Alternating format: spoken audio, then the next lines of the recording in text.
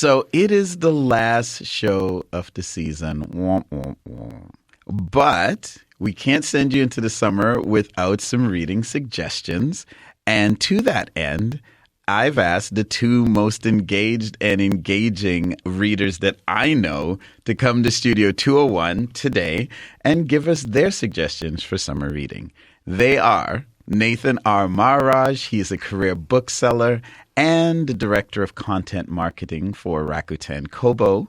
And the esteemed writer, Christine Estima, is here as well. Hello to both of you. Hey, Antonio Michael. Hi. So, Chris, I'll start with you. The summer, this great time, which psychologically as a Canadian, you're like, oh my gosh, we realize how traumatized winter is when summer comes. So does that increase, decrease, or business as usual, the amount of reading you're doing? It definitely increases it because for me, there's nothing better than lying in a park, on the grass and bringing out like a really good book and just kind of like lazing the day away, the summer away while reading outside. Just yesterday, I was sitting at a cafe and the cafe closed, but they still had like a bench outside. And I was like, guys, do you mind if I just sit here and read? And they were like, yeah, it's fine. And I'm just going to loiter. Is that cool? I'm just going to loiter so I can read outside. It's like my guilty pleasure. I just love to read outside in the sun. So summertime, bring it on. Wow, that's interesting. What about you, Nathan? How does summer impact your reading? I have never really believed in summer reading because I'm reading constantly. Yeah, you know what? I thought you were going to say that. Every time we've talked about reading, this is the impression I got. Yeah, I don't even shift it up. Like I know some people talk about, I want to read something lighter for the summer. And I'm just like, I just want to read what I read. So, Chris, let's get to it. What's your first book? The first book I read was Cher's autobiography. It's called Part 1. And let me tell you, okay, we all know a lot about Cher already, and like we've all seen her be really sassy and like in all of the clips that we see of her going viral, her being like, what do you need men for? I don't need a man. Legend. But this book is, I was actually quite surprised because although I'm less of a music fan of hers and more of kind of like her attitude and like her as an icon and her as a cultural marker, I was surprised at just how smart and how savvy she was from an incredibly young age. She talks about, being, a young girl growing up with, a mother who was trying to break it in Hollywood. And so she moved about throughout the United States. And it's just so fascinating to hear her talk about, like, she's 16 and she gets into a car accident and the person in the other car is Warren Beatty. And what happens? They start dating. And this is before Cher's ever famous. Yeah, but I mean... And she's all just like, yeah, my mother has a crush on Warren Beatty, so maybe I'll date him. And it's like, how are you so smart and so savvy at 16 that you're just like, yeah, I'm dating Warren Beatty. It's okay. It's not a big deal. Like, it's fantastic. Yeah, but Cher, one of the, legendary musician, legendary actress, one of the most beautiful women ever. Ever. Her outfits from the Cher show are iconic. Like, imagine being Cher in the 70s just wearing Bob Mackie. Everything about her is iconic. So Absolutely. My question to you is, what does this memoir, Cher, which is part 1, so I'm assuming we're going to get some more. Yeah.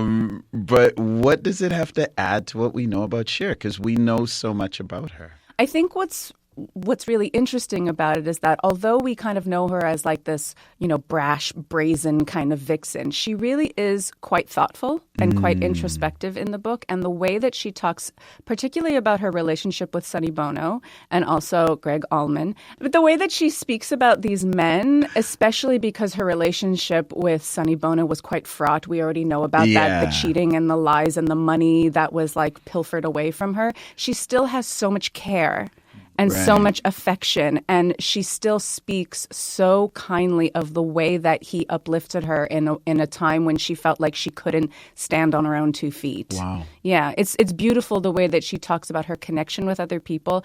And even if they've wronged her, still she sees the beauty in them. And that's a side of Cher I don't think we really see quite often. We see her, on like those aircraft carriers wearing Bob Mackie and like, you know, enticing singing on a battleship is probably the exactly. That's what we think of her. We think of her like, you know, winning an Oscar wearing next to nothing, but we don't really think of her as being soft and introspective. There's an effortlessness to it, an effortless grace and power that we assume, like, I woke up like this, you know, to her. So to hear that, you know, I don't know about you, but, you know, none of my relationships in my 20s were bittersweet. And so to hear... I wouldn't know what you're talking about, of course. So to hear her having like a very normal experience of dating very extraordinary people, that's great to hear. So that's Share Part 1. Nathan, what's the first book on your list? That's hard to top. That's hard. Fortunately, I'm not even going to try to compete in that area. Okay. It's a novel. It's a novel called Big Chief by John Hickey. This is his debut novel, but he teaches creative writing. He's been writing short stories.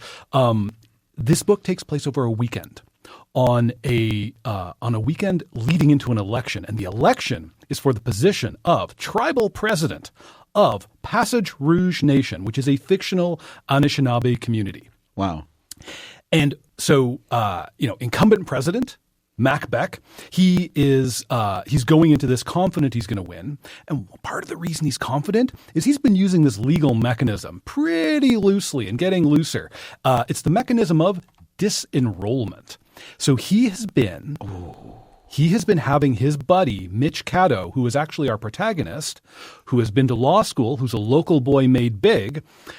Mitch is employing the mechanism of, you know, casually removing people who are inconvenient from enrollment in the band. Then they can't vote. They can't vote. They become politically disenfranchised, and also then they have to leave the reservation.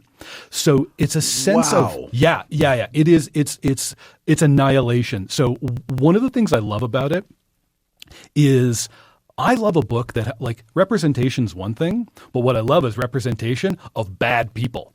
Like, where let's go to a marginalized community. Let's go somewhere. Let's hear voices we don't hear, and I want to hear the worst ones. Right. I want to hear mediocre ones. I want to see cowardice. I want to see moral failings. Dirty laundry. Bring it. At the next chapter, we're here for this. Bring it.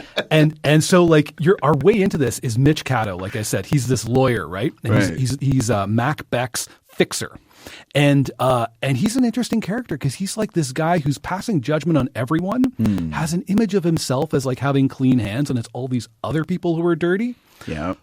And through the book, we're getting a sense of just how empty Mitch is and how prone he is to filling that emptiness with not good things. Wow. Tell us about like the insider versus outsider feeling, because this is really about it really is pushing people out. You don't belong, except this is somewhere where you're from. Belonging is the thread through this book. So Mitch is described as a white passing Indigenous person. So of course it means he's got a face that people wouldn't place on the reservation if he was off the reservation. So he gets to travel in both circles.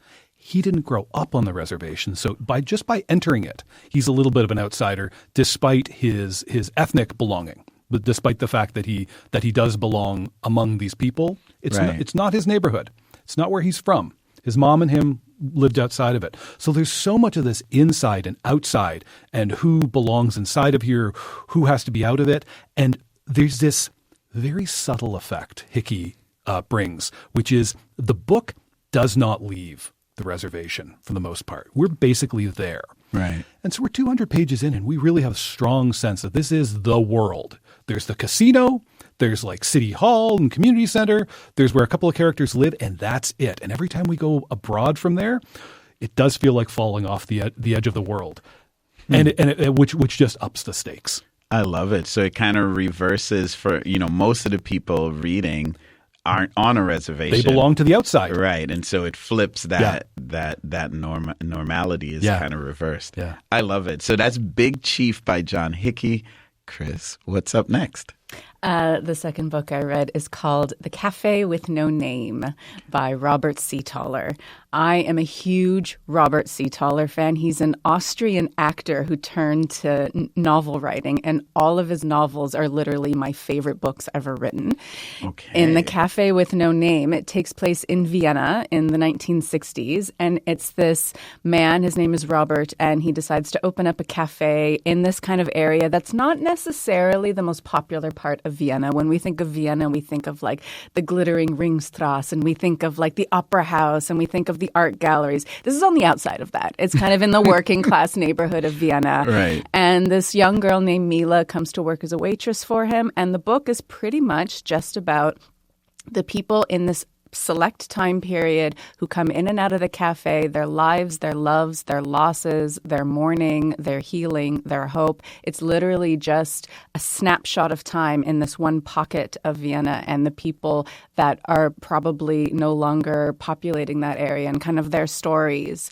You know, there's like butchers and there's cobblers and there's like coal miners and So things like very that. working class Vienna. Very working class, yeah. And so it's a really kind of interesting snapshot of a time period in Vienna that we don't normally think about when we think about Vienna. Or the people that we don't think about. Now, Absolutely. I'm going to just say that, you know a lot about Vienna because I'm a huge Vienna nerd. Your upcoming novel in upcoming September, novel. Letters to Kafka, Yeah. shameless plug, is Thank you for the shameless plug. set in Vienna. It is, yes. But I'm interested in another part of Chris Estima culture, which is cafes, which you've already brought up. But Yeah. this has sort of a cafe as a community aspect. Absolutely. How does that play into the book?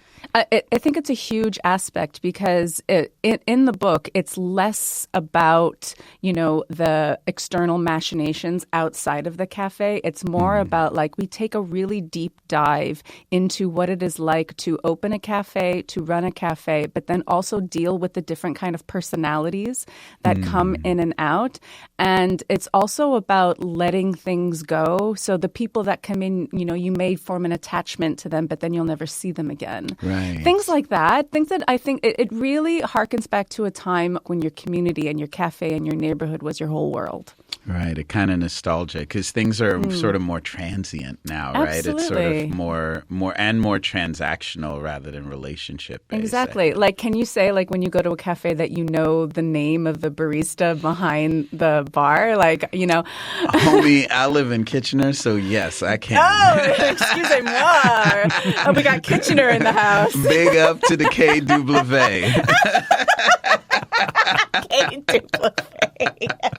Okay, so that's The Cafe with No Name by Robert Seethaler. Yeah. Nathan, over to you. What you got next for us? I've got Slow Dance by Rainbow Rowell. I love Rainbow Rowell. Oh, my God. She wrote a book called Eleanor and Park, which is ostensibly YA. It's not. Grown-ups should read it. It's amazing. She wrote a book called Fangirl. She revived She-Hulk with Marvel. She revived Runaways with Marvel. She's been busy with a lot of that stuff for the past 10 years. So she wrote the She-Hulk series? The most recent run of She-Hulk. Yeah, where She-Hulk is a lawyer? Yeah. Oh, that's amazing. That's Rainbow. Yeah. Oh, wow. Okay. So this Slow Dance is her first novel for adults in 10 years. So I was dying for it. You were ready. I was so ready. So it's out in paperback now. So there's no excuse for people overlooking it. It's about a group of friends, a group of three friends. There's Mikey, there's Shiloh, and there's Carrie. And they were really tight in high school. They were inseparable. But the book opens, and we're at Mikey's wedding. And Shiloh and Carrie, they haven't seen each other in a long time. Carrie joined the Navy. He's gone off and served. And Shiloh stayed in town, and she works at the local theater. And what we're going to find out is how come these two, Mikey invited them both, so he's still attached to Mikey, but how come they haven't been in touch? Oh, wow. And so we learn about, it's a love story. It's a love story about friendship, but it's also a love story about those relationships that are so close that we're too young to identify as what they are, and that maybe they come to us at the wrong time. And in adulthood, maybe they can be redeemed. And so that's what we learn is this love story between Shiloh and Carrie, and I was just here for it for every page. Wow, that sounds amazing. So have you ever had those friendships where, there's three of you and one of you is good friends with the other two, but the triangle is not closed? Yeah, you guys know what I'm absolutely. talking about? Yeah. And what I love about this is that the triangle was closed, and then the triangle shifted its balance. There was something between Shiloh and Carrie in the early college days.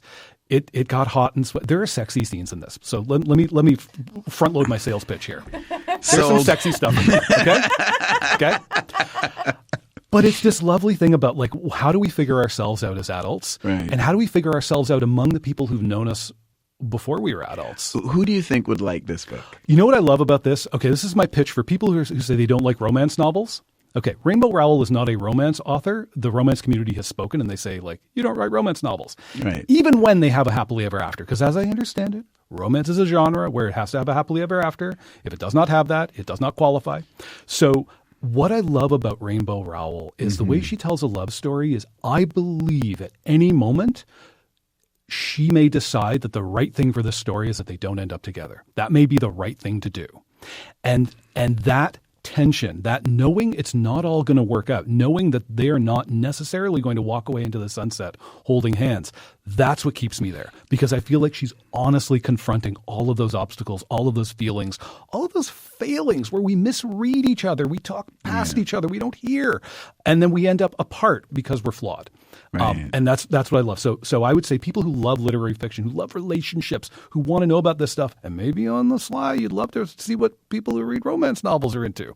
This will give you all of that, but it will keep you wondering and keep you pining and just craving some kind of a resolution. So in summary, sex. There's some sex. There's some sex. In summary, yeah, there you go. I'm kidding. No, it also sounds like romance for people who aren't romance readers. And, something you said that I want to underline, that sense that you don't know how it's going to work out. Yeah. Is something I love about a book. So that was Slow Dance by Rainbow Rowell. Chris, what's your next suggestion? It would be The Adult by Bronwyn Fisher. She's a Canadian author and just in time for Pride Month. This is a coming-of-age story of a young woman named Natalie, and she's queer, but she's not fully out yet, and she's still kind of discovering herself. She's a first-year student at U of T, and she meets an older woman named Nora in Queen's Park, and they start this affair.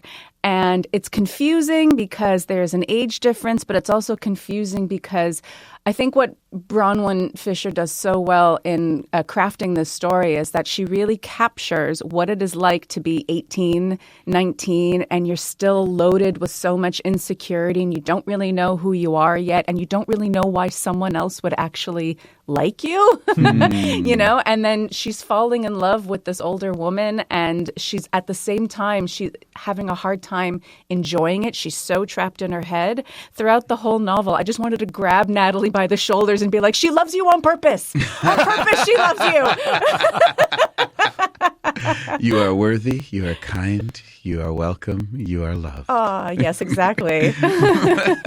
No, that's beautiful. And you touched on it, on something I wanted to ask because I was, I think sometimes if people go into a bookstore and they see queer books, and there's or Black books and, bookstores sometimes create these ghettos and then people go, well, I'm not queer. That's not for me. And so you really touched on the things that we've all gone through. And so I wanted to ask you, what are the things we would connect to in this book regardless of what our orientation is? Because I think that's really important. Absolutely, yeah. And I mean, I have to, say that I'm not part of the queer community, but this book really did speak to me because it does touch on the aspects of I remember what it was like being 18 and feeling like I don't really know who I am in this world. Right. But also when, a guy would show interest in me, there was the sense of really? Like, you like me? Like, I'm not anything. What's wrong with you? Yeah, I know. But also just that feeling of insecurity that comes with being 18, 19. You're technically an adult, but you're not there yet. As Britney Spears said, I'm not a girl, but not yet a woman. And so there's... As noted American philosopher Britney Spears once said. So I think it's interesting that this novel really does explore that, but also it explores the complexities of an age gap relationship. Right. And kind of touching on what Nathan said, the idea of like, we don't know how this is going to end. But I would argue that the great thing about romance is not that it has a happy ending, but that it's romance is one of those things where it has to involve pain, as far as I'm concerned anyways. Stakes, yeah, exactly. Stakes. And the stakes are incredibly high in this book. And so it's really moving to go through it. I didn't feel, at any point that this was something that would only appeal to the queer community. I think it has a broad appeal, this book. I love it. So we are talking summer book recommendations with Nathan Maharaj and Christine Estima. That was The Adult by Bronwyn Fisher. Nathan, what's your last recommendation? Sorry, just a second. I'm making a note. The Adult by Bronwyn. That sounds great. You're going to die. I know. You're going to die. These. It's so good. I already have these books written down. I'm so excited. So the last book I want to talk about is called Lake Burnt Shore. It's by Aaron Kreuter. He's a poet. He's a short story writer. This is his first novel. And it's really surprising for somebody with such a literary pedigree because it's a book about summer camp. It's a book about Camp Burnt Shore, which is a Jewish summer camp for kids. It's been running for decades. All the campers there, they've been going there forever. All the counselors used to be campers. It's this wonderful community. And it draws on the different Jewish communities kind of around the GTA. You get that sense that it is that sort of Southern Ontario sort of thing. Yeah. And this summer, when we join the action of the story, a bunch of counselors, just before the campers arrive, have decided to smoke a little weed, and they get caught. And it's 2013, so this is pretty unequivocally illegal, and they get in big, big trouble. They get fired. Wow. So suddenly, the camp has this labor shortage problem. They've got campers coming. They don't have enough counselors. And so the son of the owner of the camp, who's the third generation to own Camp Burnt Shore, he has an enterprising idea. He has some Israeli soldiers flown in because apparently that's a thing that these young soldiers are available for in the summers because they're all young people. It's mandatory service. So these hot, again, there's sex, hot soldiers show up there, and we get the mix of that because Camp Burnt Shore it's a mix of people. There are people with politics across the spectrum. There's some kids who suddenly somehow have IDF T-shirts. The IDF is at my summer camp. At my summer camp. And there's like counselors who are college students who are very not okay with this vibe. Right. But like I could see that being divisive. It could be a little divisive. Even in 2013, it could be a thing, right? Amazing. But they're young people, right? So there's love. They fall in love. They have sex. They do drugs. They argue and fight. What I love about this book is as they argue and fight, we see sides to this that I think get a little overshadowed in our moment right now, which is like some of these kids who have these strongly pro-Israel views get laughed at by the soldiers who are like, kid, you don't know what you're talking about. Like you're strongly for a thing you've never been to, a thing you've never seen, a thing you know nothing about. You're very silly. It's like you're calling the neighborhood I'm from like a Marvel superhero. Like it doesn't make sense, right? Meanwhile, there's a backdrop of the Indigenous community that lives adjacent to Camp Burnt Shore. Right. There are members of staff who are permanent members of staff who belong to that community. So there's definitely a neighborliness. The same young man who flew these soldiers in, he also has other enterprising ideas. And one of them is to buy up some crown lands through some connections he has, very shady business, and wants to exploit them for resource extraction. So we get this theme of like, as there's this political conflict that feels very much of our moment right now. Right. Aaron Kreuter just like tips it on its side and goes like, hey, if you're really concerned about like colonialism and exploitation, like, here it is in your backyard. And how do you feel about that? Which isn't to say the other thing isn't real, but this is also real. Right. Wow. That sounds amazing. That was Lake Burnt Shore by Aaron Kreuter. Thanks to both of y'all for coming in and for the last show and suggesting these summer reads. I mean, I feel like we got a romance, we got summer camp, we got a coming-of-age story, armchair travel to Vienna, and, of course, Share. That sounds like an incredible summer reading lineup to me. So thanks to you both. My guests today have been Nathan Maharaj. He's a career bookseller and the director of content marketing at Rakuten Kobo. And Christine Estima, whose debut novel is coming this September, and it's called Letters to Kafka. Thank you, guys. Thank you. Thank you. Amazing.